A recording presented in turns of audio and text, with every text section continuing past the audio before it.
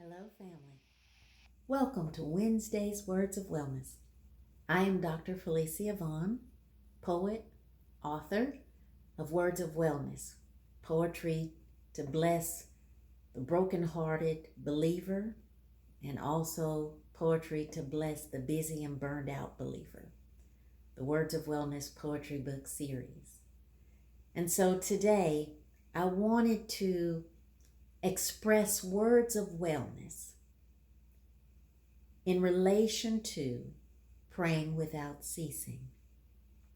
And so I've been kind of talking about that through the week, and today wanted to share some testimonies because there may be many out there who already know and have experienced the power of prayer, but there may be others who are not as convinced, who need just maybe a little bit more proof in order for you to be persuaded in the power of prayer.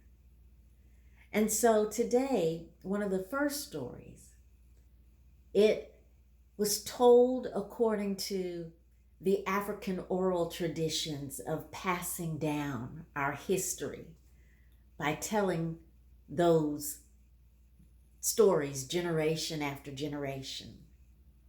And this particular story comes from my grandmother. It's a story about her grandfather, my great-great-grandfather.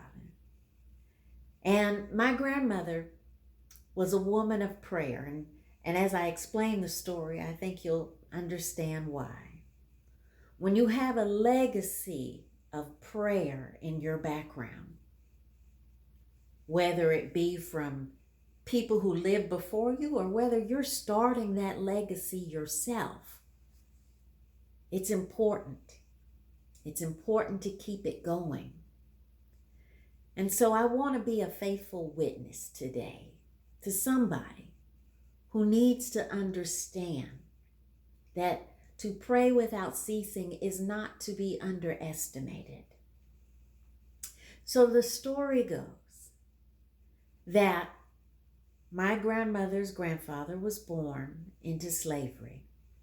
And there was one day where the slave owner had somebody put chains on my great-great-grandfather. And grandmother said that he prayed and the chains fell off.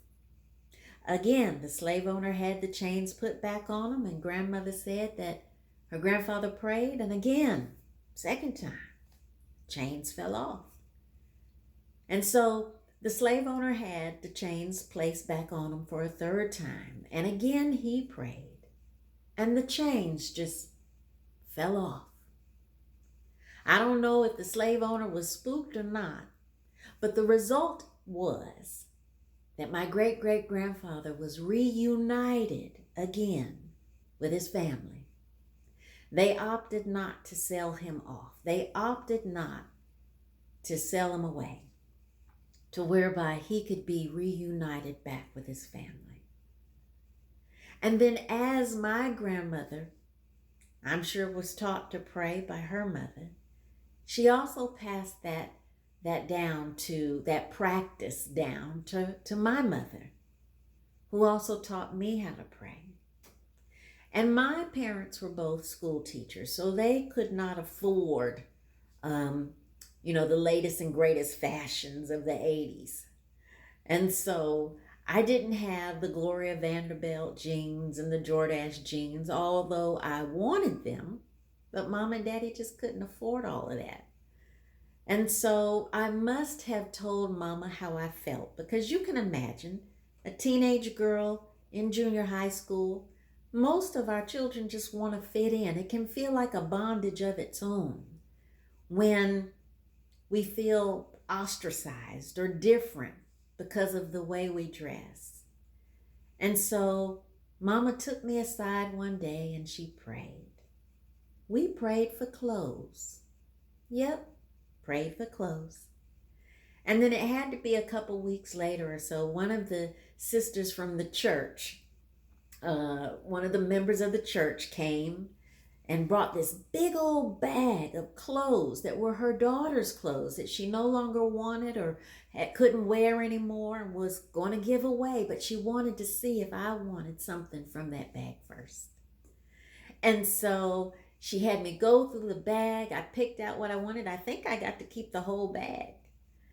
And I can remember some cute outfits coming from that bag. And it made me feel good. However, it also was a powerful lesson in understanding the effectiveness of praying. And as my mother taught me, I also taught my own children the practice of praying. And it came in real handy for my oldest son, as one day he was kidnapped. And as his attacker was trying to duct tape him, and as my son was fighting for his life, my baby also prayed in the midst of that. He did an SOS, a shout out to his Savior. And he shouted out Romans 10:13. He did a Romans 10:13 because he said, Lord, I know you don't mean for my life to end like this. And Romans 10:13 says, whomever shall call upon the name of the Lord shall be, not might be, shall be saved. And when they saw that my baby had nothing to give them, no money, they threw him out of the car. Somebody saw him, called the police, and the police returned him home. Returned him back to his family, just like his great-great-great-grandfather was released from bondage, was released out of his chains, and reunited back with his family. So the legacy of prayer has been a powerful, powerful tool to overcome so much that has tried to come our way.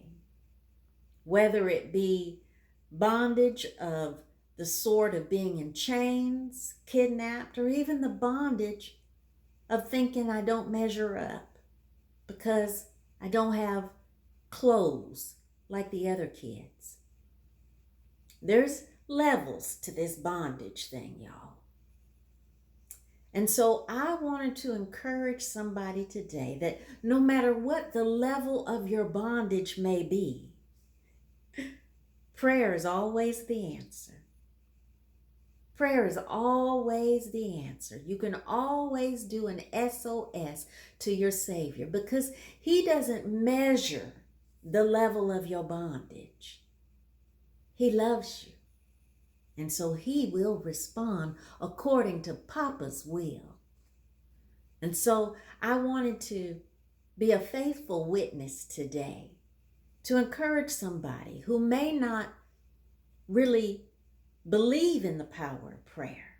You need just a little bit more evidence, a little bit more proof to be persuaded. I hope that my testimony today can serve as some of that extra proof, can persuade you to understand that your plea in prayer does not fall on deaf ears. So, with that, beloved, I hope that I have used my words well. And I encourage you today to use your words well, especially in prayer. Because if you need to be released from bondage, if you too are in chains, and if you are not free, it is time to open up your mouth and to pray. Because there is one that is greater than you and I, that is listening. So with that, I hope I've used my words well. I love you. Until next time, bye-bye.